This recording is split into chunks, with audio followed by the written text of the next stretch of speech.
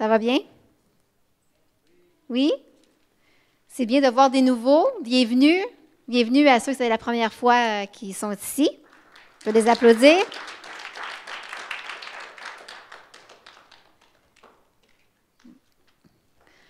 Bon, vous me connaissez, hein? Je suis toujours en train de chercher mes notes.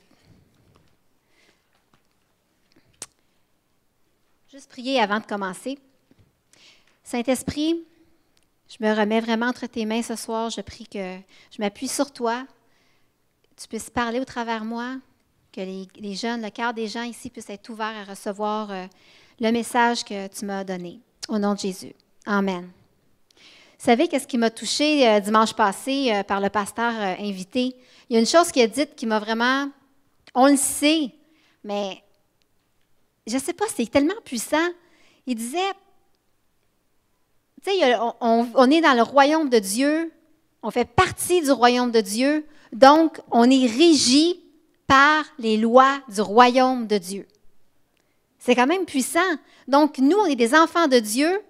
On n'est pas comme les gens dans le monde, où ce qui ont leurs lois. On est régi par les puissances, par le royaume de Dieu. Vous ne trouvez pas ça puissant? C'est vraiment extraordinaire quand on... Juste essayer juste de réfléchir à ça. Des fois, c'est même trop... Pour notre tête, des fois, c'est trop de juste penser à ça. On est régi par les lois du royaume de Dieu. Fait qu'on ne peut pas dévier à ce que la parole de Dieu dit. On vit au Canada. Est-ce que je peux dire, moi, j'aime vraiment cette loi-là en Espagne, donc je vais prendre cette loi-là en Espagne, je vais prendre cette loi-là de l'Australie, puis tiens, je vais prendre celle-là du Japon. Est-ce qu'on peut faire ça? Non, c'est juste comme normal qu'on a des lois au Canada, puis je veux dire, est-ce qu'on se pose la question à chaque matin, est-ce que je dois obéir aux lois du Canada? C'est comme, non? Moi, ça me fait réfléchir, en tout cas. C'est comme on est régi par les lois de la parole de Dieu. Pas juste les lois, mais les promesses aussi de la parole de Dieu. Amen. On est régi par ça. Donc, on n'a pas besoin de toujours se demander, est-ce que Dieu va répondre? Est-ce que c'est vrai qu'est-ce qui est écrit dans la parole de Dieu? Si je lui demande telle chose, est-ce qu'il va le faire? Hey! On est dans un royaume à part. Oui, c'est obligatoire. Est-ce que, je ne sais pas moi, est-ce qu'on se pose une question quand on a notre carte d'assurance maladie puis on va chez le médecin? Est-ce qu'on se dit, hey, penses-tu que ça va passer ma carte d'assurance maladie? Est-ce qu'on se pose ça comme question? Honnêtement. Non!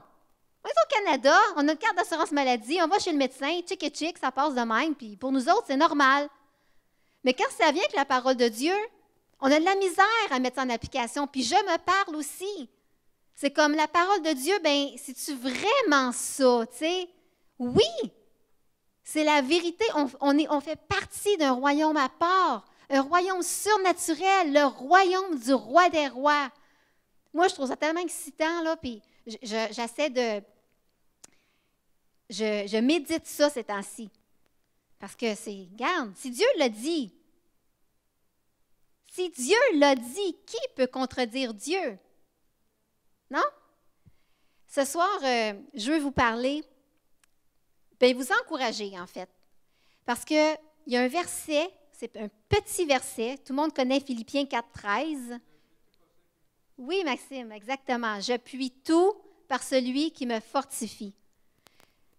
Hey, on a envie-tu des choses, des épreuves, puis des choses qu'on trouve dures, puis souvent, on ne se sent pas capable dans telle situation. Comment je vais faire pour m'en sortir? Comment je vais faire pour y arriver? Comment je vais faire? On est-tu de même? En tout cas, moi, des fois, je le suis, là. Soyons honnêtes, on est tous comme ça, vrai? Mais qu'est-ce que la parole de Dieu dit? Je puis tout par celui qui me fortifie. Là, on va juste le décortiquer ensemble. Dites je. C'est qui je? C'est-tu la personne à côté de vous? C'est je. Je puis tout. Je peux tout. Qui peut me donner une définition de tout? Qu'est-ce que ça veut dire tout? Pardon? Tout. Mais c'est quoi tout? Ben c'est tout. Alors tout, c'est tout.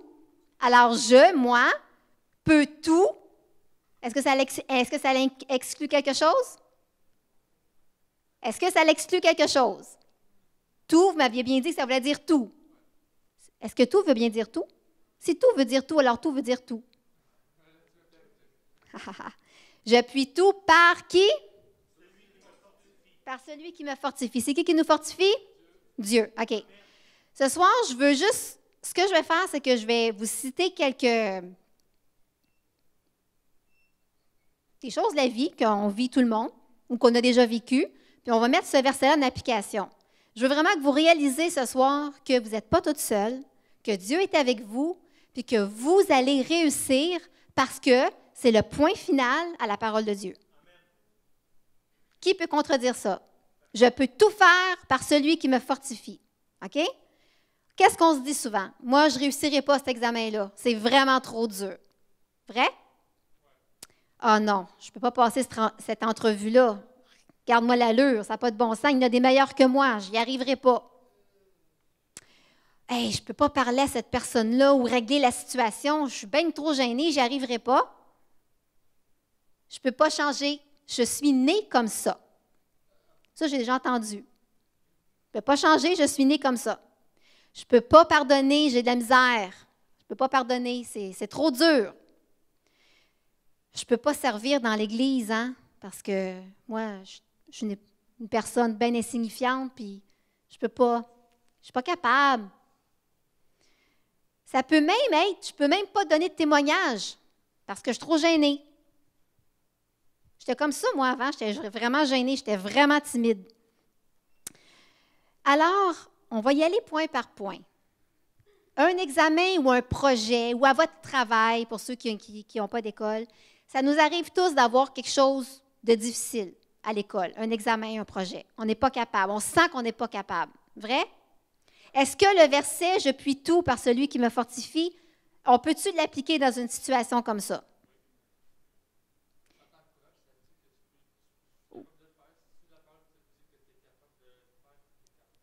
Exactement.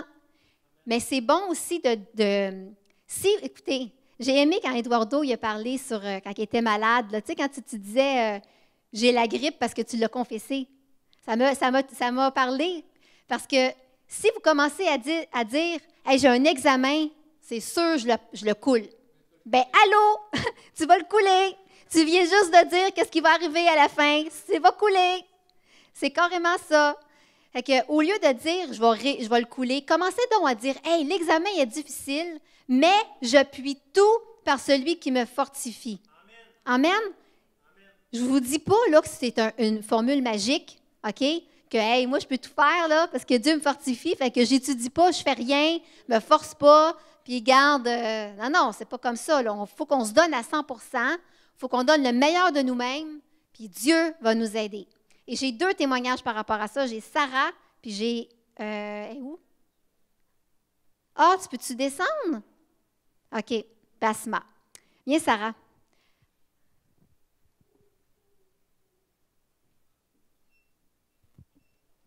Ouais, oui. OK. Moi, je suis une passionnée des sciences. J'aime beaucoup les sciences. C'est mon domaine, c'est ma passion. Tu me donnes, même si c'est difficile, je vais l'aimer parce que c'est pour moi. Par contre, je suis pas très bonne en manuel, tu sais. Construire quelque chose, un prototype, n'importe quoi, la construction avec des outils et tout. Tu sais, je suis pas habituée, je fais pas ça comme normalement. Tu sais, je vais pas chez moi, tiens, je vais construire une petite cabane d'oiseaux. Non, je suis pas de même. Tu sais, c'est pas pour moi. Mais un jour, la prof de sciences nous dit qu'on doit construire une glissade d'eau. Puis là, elle nous montre les matériaux, puis je suis comme, non, impossible. Je peux pas faire ça. Je voyais vraiment pas comment ce tuyau allait se transformer en glissade. Puis j'étais comme, non, je sais pas comment faire ça, Dieu, je suis nulle là-dedans. Puis ça comptait pour beaucoup. Puis je me disais, non, c'est impossible. Pourquoi elle me sort ça? Genre ça, j'ai jamais fait ça de ma vie. Puis en plus, j'ai dit, je suis pas capable, c'est ma faiblesse. C'est ma faiblesse. Puis là, Dieu m'a vraiment dit, pendant que j'écoutais la prof parler, donner les explications et tout, il me dit, faut que tu pries avec ton équipe avant de faire quoi que ce soit, avant de commencer avant de commencer la construction de ta glissade d'eau. Puis là, j'étais comme, hein? Prier avec mon équipe? Tu veux dire prier à voix haute avec mes amis d'école, devant tout le monde, comme devant ma prof de sciences qui n'arrête pas de niaiser, là, de dire « Oh, ça vient pas du Saint-Esprit, ça! » Tu sais, tout le temps, elle fait toujours ça, puis en tout cas, elle y croit pas du tout. J'étais comme « Dieu, je peux pas, tu sais, moi, je crois en toi. » Fait que non, je vais pas prier à voix haute, tu sais, je vais prier juste pour moi. OK, puis là, devinez quoi, ça fonctionne pas, c'est comme... On n'arrive même pas à faire la première partie du travail. C'était comme juste faire une boucle verticale. Comme j'essayais, ça marchait pas. On dirait que tout ce que je touchais, comme marchait pas. Mes coéquipiers étaient comme touche pas au travail là. C'est comme ça marche pas. C'est comme ça se détruisait. J'étais comme oh non, ça se peut pas. Puis là le stress monte parce que les autres équipes, parce que c'est une compétition. Les autres équipes là, ça avance. Là, je suis comme non, ça se peut pas. Je peux pas échouer, pas devant tout le monde, pas comme ça. J'étais comme non. Puis là, comme, non, j'ai pas pensé à Dieu. J'étais juste comme, Dieu, aide-moi, pourquoi ça fonctionne pas? Puis là, j'essayais, mes coéquipiers étaient désespérés, moi, j'étais désespérée. Puis la prof même est venue essayer, comme, nous a aidés à régler le problème. Elle n'arrivait pas. Genre, la prof de sciences n'arrivait même pas à régler le problème. Là, j'étais comme, la prof de sciences n'est pas capable. Tu penses que moi, je vais pas le faire? Puis là, à un moment donné, comme... On avait juste 2 cours. Après les 2 cours, ça n'avait pas avancé du tout. J'avais pas de solution. Puis là, j'étais comme, Dieu, il me faut de l'aide, OK? Parce que je veux pas au moins faire quelque chose. Puis là, mes amis, comme, me donnaient des solutions, mais même leurs solutions ne fonctionnaient pas.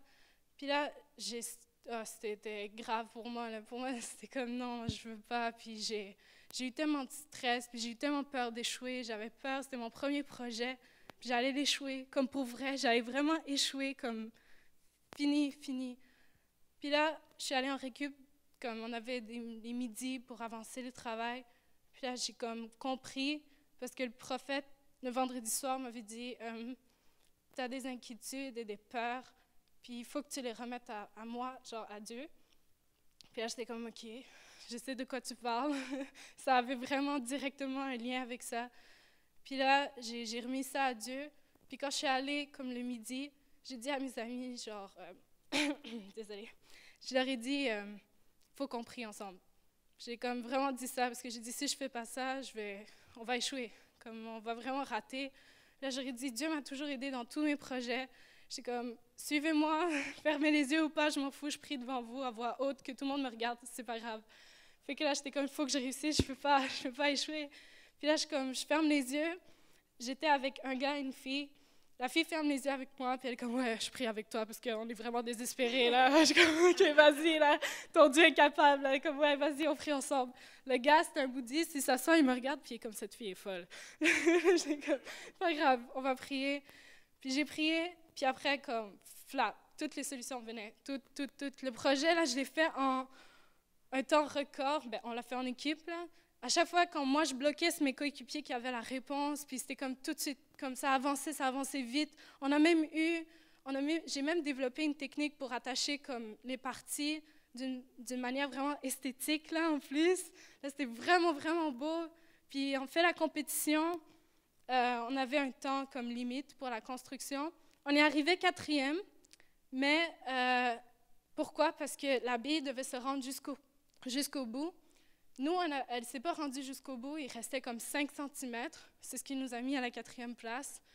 Mais je savais, quand j'ai vu la bille s'arrêter genre à 5 cm, j'ai su que si j'avais fait ça depuis le début, si j'avais prié dès le début, si j'avais écouté Dieu dès le début, j'aurais eu assez de temps pour améliorer la fin de la glissade. J'aurais manqué du temps pour, vous savez, comme améliorer la fin du prototype. Donc, mais pour moi, c'était une victoire. Pour moi, j'étais comme, waouh, j'ai pas échoué, je suis 4e, waouh, c'est trop cool. Puis mes coéquipiers étaient comme, ouf, on a réussi. Puis, je sais pas l'impact, qu'est-ce que ça a fait pour eux, mais je suis sûre que la prochaine fois, quand ils auront un projet, puis ils seront comme vraiment désespérés, je suis sûre qu'ils vont se rappeler de cette fois-là où est-ce que j'ai dit comme, OK, on n'est pas capable tout seul, genre, il me faut de l'aide. Puis ça a marché. Comme la prof était impressionnée à la fin, la prof était même désespérée pour moi au début, elle osait même pas me regarder parce que comme je veux pas te décourager. Mais à la fin, elle a fait comme « Wow, vous avez réussi! » Je dis « Ouais, on a réussi! » Donc, il y a plein, j'ai comme des millions d'histoires de fois que Dieu m'a aidée quand j'avais la difficulté, parce que j'ai des faiblesses. Je suis pas parfaite, puis j'ai des faiblesses, mais Dieu est toujours là comme pour m'aider, puis me relever, puis il sera là, il faut lui faire confiance, puis c'est ça. Amen. Puis Basma. Allô, ben moi aujourd'hui, je veux juste vous montrer cette semaine, Dieu m'a vraiment surpris.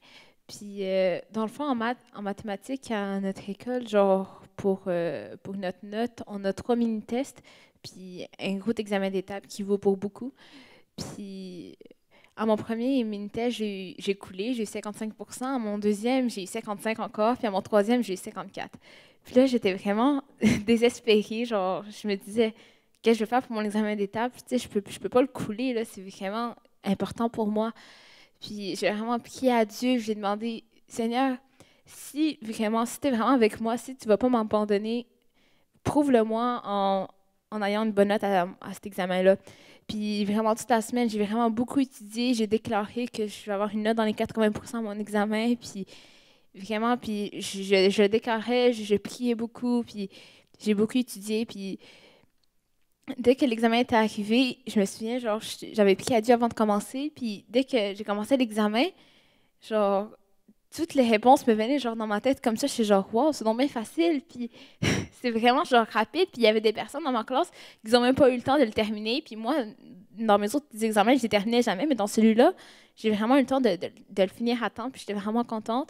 Puis après ça, quand on a eu nos résultats, j'ai retourné ma feuille. Puis j'ai vu dessus un 80%. Puis je me suis vraiment dit, wow, il n'y a vraiment rien d'impossible à Dieu. Puis ce qui est encore plus beau là-dedans, c'est que j'ai recalculé mes points dans l'examen, puis ça me donnait toujours 70, 70, 70. Puis là, je suis genre, mais voyons, comment ça se fait que ma vraie note, quand je calcule mes points, c'est 70, puis le prof m'a donné 80% sur mon examen, je comprenais pas.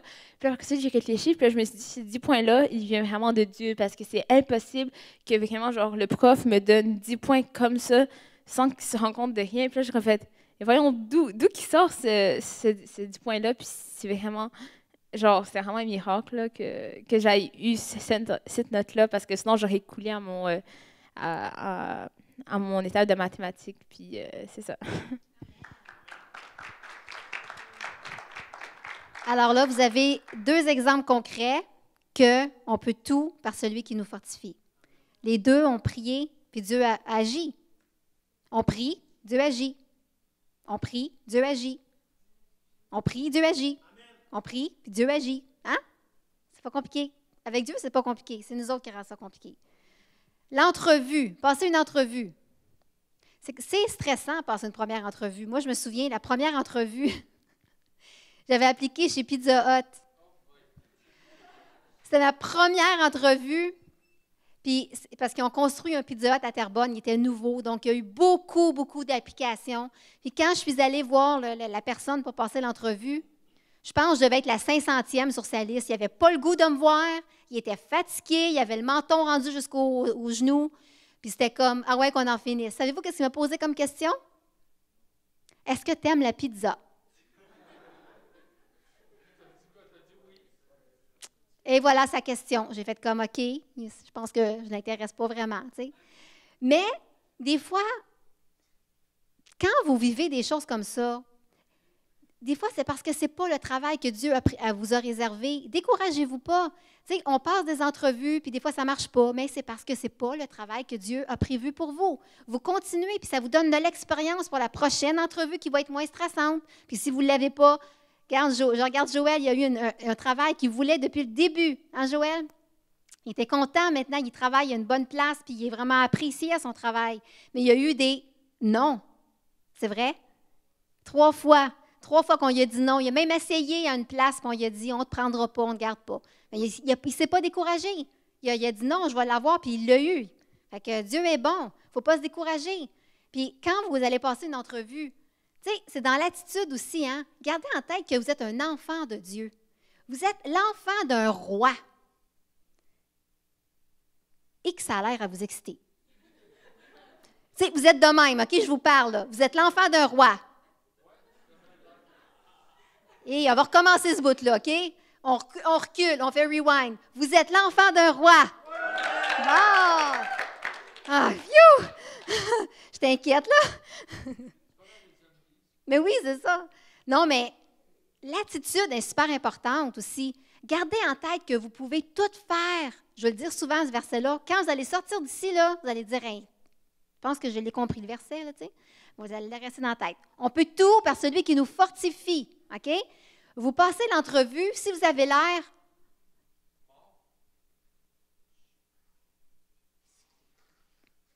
Ayez la tête haute. Tu sais, vous êtes l'enfant d'un roi, là. Vous n'êtes pas n'importe qui. Vous êtes un enfant royal. Fait que vous rentrez, vous êtes dit salut, puis vous êtes sûr de vous. C'est important qu'est-ce que vous avez l'air. Si vous avez l'air peureux puis tout ça, ben, tu sais, c'est important. C'est sûr que la première fois, on peut être stressé, mais apprenez, puis après ça, soyez moins stressé. Mais je vous dis, on peut tout faire par celui qui nous fortifie. Je ne peux pas parler à cette personne-là ou régler le problème parce que je suis trop gênée.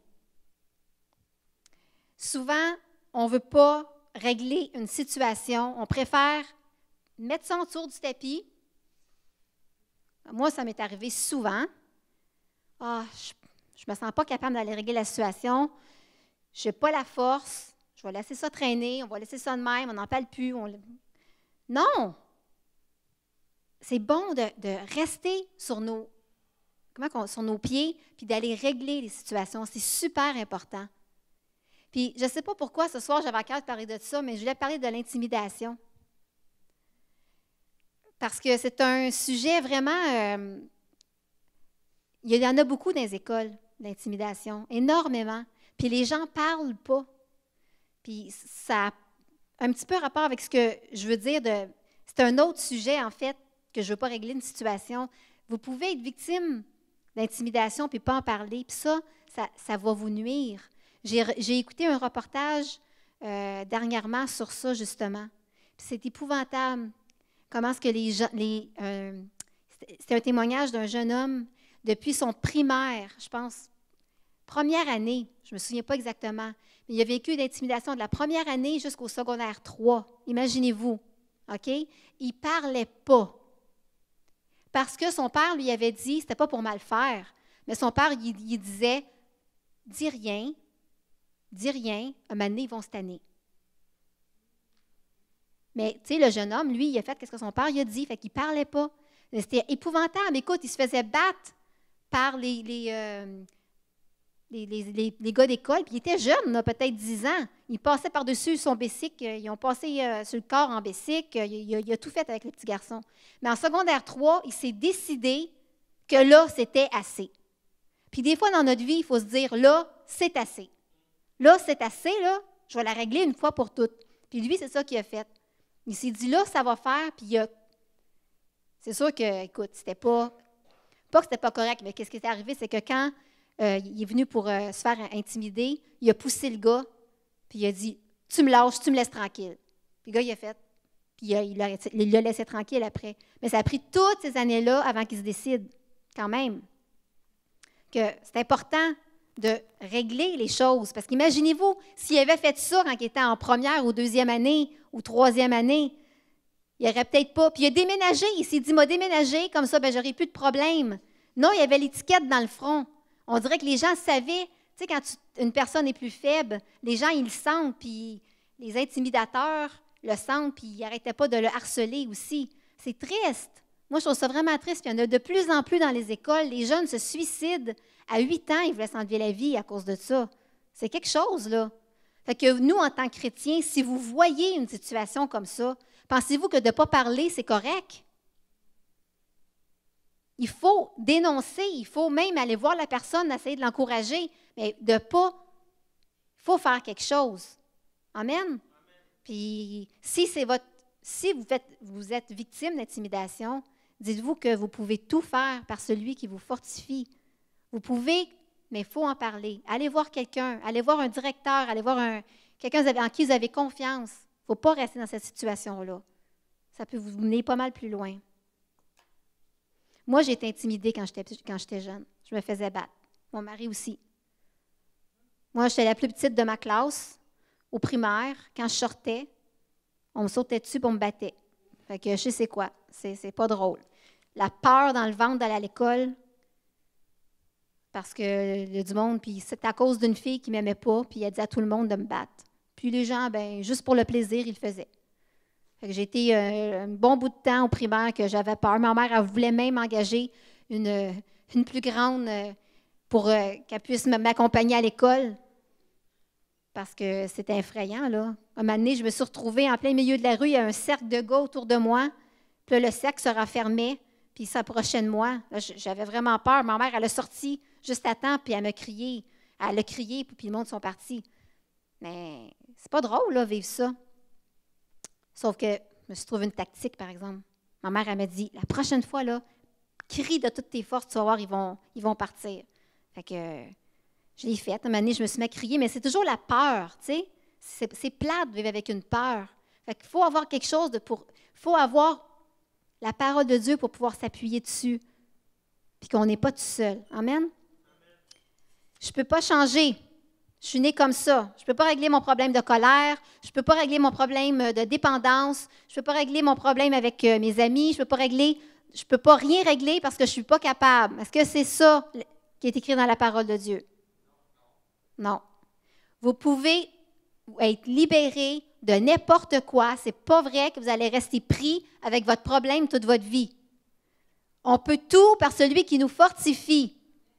Ça ne vient pas de Dieu que vous êtes pris dans une situation que vous n'êtes pas capable de vous en sortir. Encore là, il faut avoir le courage d'en parler. Parce que les jeunes, c'est le diable qui ne veut pas que vous parliez. Parce que quand on est pris avec un problème, une des premières choses qui libère, c'est de parler. Quand vous allez commencer à parler à quelqu'un de votre problème, un bon bout de chemin va être fait. La délivrance, elle va être faite plus que la moitié. Parce que le diable veut nous garder muets, il ne veut pas qu'on parle pour qu'on reste pris avec ça.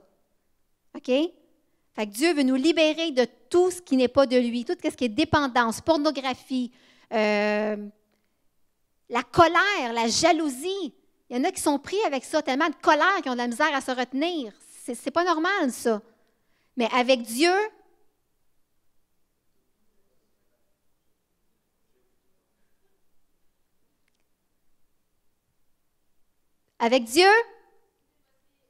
on peut tout faire par celui. Amen. Je veux juste vous encourager que restez pas dans cette situation-là. Si vous vivez quelque chose, allez voir un leader ou quelqu'un. C'est mieux un leader qu'un ami, parce que des fois, on se confie à nos amis parce qu'on veut entendre ce que l'ami va penser pareil comme nous. Ce n'est pas ça la vie, là. Ce que la parole de Dieu dit, c'est ça qui est important. Je vais juste accélérer.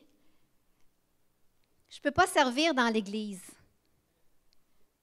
Ouais, il y a des gens ils veulent pas servir dans l'Église parce qu'ils se sentent insignifiants ou pas capables. Écoutez, je vais vous présenter un petit vidéo. C'est une vraie histoire, c'est un film. Ça s'appelle « Le petit chariot rouge ». Ça s'est vraiment arrivé. Juste pour vous dire, OK? C'est un petit gars d'à peu près 10 ou 11 ans. Je ne sais pas s'il était chrétien ou pas, mais en tout cas, il a vraiment un beau cœur. Quand il y a eu une tornade aux États-Unis, peut-être, je ne sais pas en quelle année, ça ne fait pas si longtemps que ça non plus, il y a beaucoup de gens qui ont perdu leur maison, ils ont tout perdu. Et lui, il a eu à cœur d'aider ces gens-là. Il avait 10 ou 11 ans, peut-être 12 max, OK? Fait que si ce petit gars-là, il a réussi, vous allez voir juste c'est une bande-annonce du film. Si lui a été capable de faire ça, imaginez ce que vous, en tant qu'enfant de Dieu, êtes capable de faire. Je veux juste vous encourager là-dessus. OK, tu peux y aller. Le grondement de l'ouragan Charlie se répand avec fureur vers la côte ouest de la Floride. Mais si vous devez partir, n'attendez pas. À la dernière minute, l'ouragan Charlie a pris un virage à droite, une dérivation de 113 km. On porte tout son eau. On devrait leur donner de l'eau, nous on en a. Je parie qu'il y a plein de gens dans le quartier qui ont plein d'eau, eux aussi. Le pouvoir de faire des grandes choses. Et c'est pas tout, maman. Je vois. Mais certaines personnes le découvrent, 3 camions pleins. Et il ne s'arrêtera pas là. plus jeunes que d'autres. Tu as vu leur visage? Tu as fait une très bonne action. Salut. Elle est où ta maison? Elle a disparu. Inspirés de faits réels. Je sais ce que je vais faire. Faire quoi? Je vais aider les enfants sans abri. Quels que soient les obstacles, Si seulement on pouvait accueillir tout le monde. si vous croyez en vous, On pourrait faire ça. Faire quoi? Traverser l'Amérique pour que les gens prennent conscience de ce qui arrive aux enfants. Est-ce que tu te rends compte de la distance? et refusez d'abandonner, Donc, quand on découvre ce que subissent ces enfants, on a envie de les aider. tout devient possible.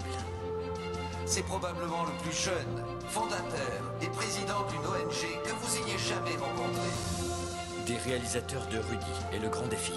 Il fait non seulement preuve de charité, mais il mobilise aussi les gens autour de lui. Avec les filles, on se demandait si on pouvait accompagner Zach. T'as du succès? T'as vu ses admiratrices? Mais il s'est trouvé un but à atteindre. Un rêve. Et moi aussi. Je suis tellement fière de toi. Un jour, il n'y aura plus un seul enfant sans abri. Le petit chariot rouge. Il prend tout ça à cœur. Il est comme ça.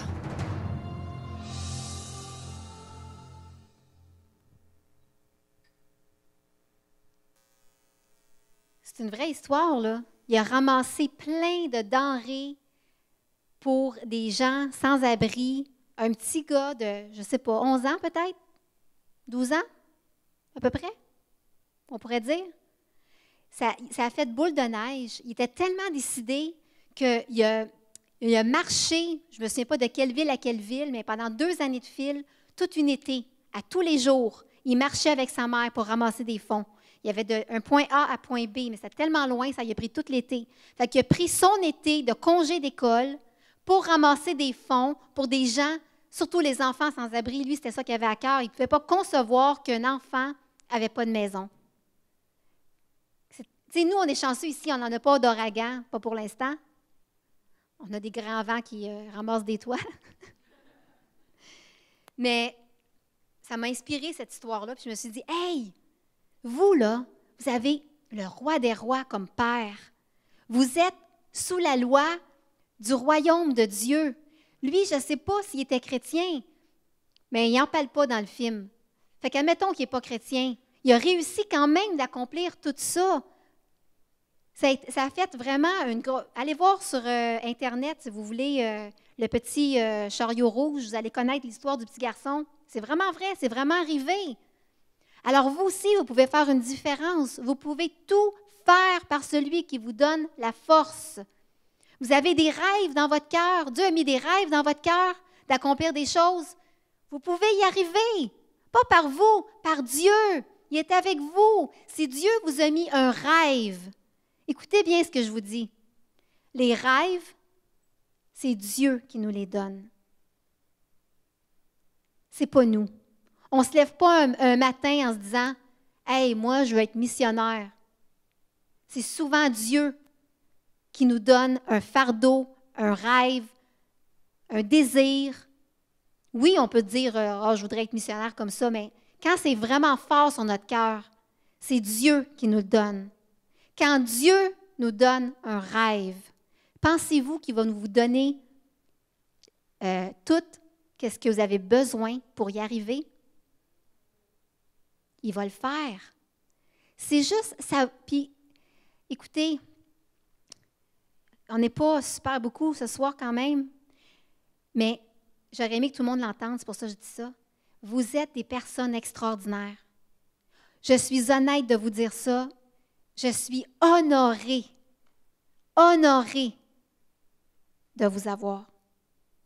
Parce que vous êtes tous et toutes des gens extraordinaires.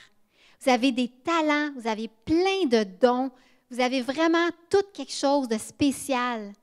Puis je suis certaine que vous avez des rêves. Je suis certaine que Dieu a déposé des choses dans votre cœur. Puis vous vous dites, ah, moi je ne suis peut-être pas assez. Hey! Avant, j'étais tellement gênée de parler en avant, là. Je n'avais mal au ventre. J'aurais jamais été capable.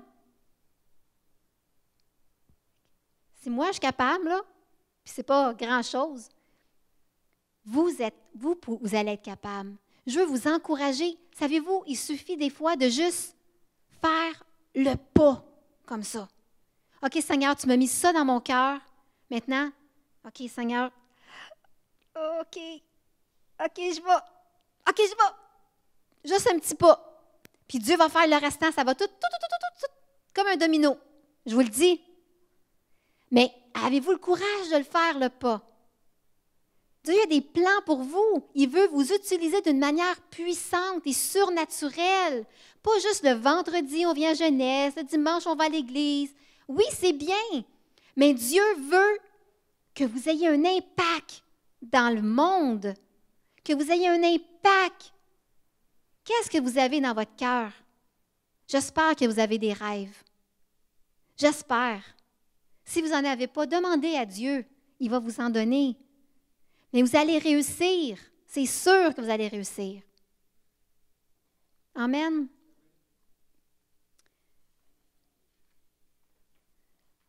Puis dites-vous qu'il n'y a personne qui va vous ridiculiser. Pas dans cette église, en tout cas. Si vous faites quelque chose pour Dieu ici, il n'y a personne qui va dire « Hey, t'as-tu vu? Elle essaye de faire telle affaire. » Voyons donc. Je ne sais pas pourquoi on pense tout le temps que les gens vont rire de nous. D'où ça sort, ça? Moi, je vais servir dans l'église, je vais faire rire de moi. C'est pas de Dieu. C'est le contraire. Les gens vont dire « Wow! T'as-tu vu? Comment est-ce qu'elle a un beau cœur? Comment est-ce qu'il a un beau cœur? » Il ne faut pas avoir cette pensée-là. Donnez-vous à fond. Vous êtes des jeunes qui donnent leur 100% dans plein de choses. Donnez-vous à 100% pour le royaume de Dieu. Vous allez être étonnés.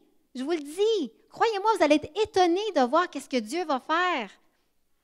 J'ai vraiment à cœur de dire ça là, ce soir. Il y a quelqu'un sûrement dans la salle qui a un rêve ici, là, puis qui n'ose pas. Mais cette personne-là, si tu sais t'es qui, j'espère, bien fonce. OK? Fonce. Vas-y. Quand c'est pour Dieu, fonce. Des fois, on a juste besoin d'un petit coup. Je suis prête à le donner. Non.